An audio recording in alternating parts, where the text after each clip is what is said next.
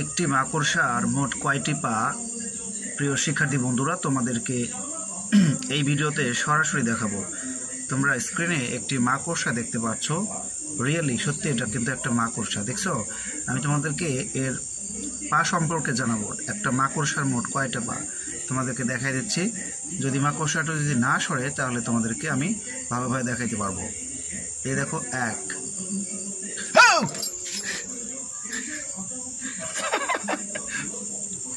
মোট মাকড়সার পা রয়েছে হলো 8টা। মাকড়সাটা আমার গায়ের হাতের উপর উঠছিল।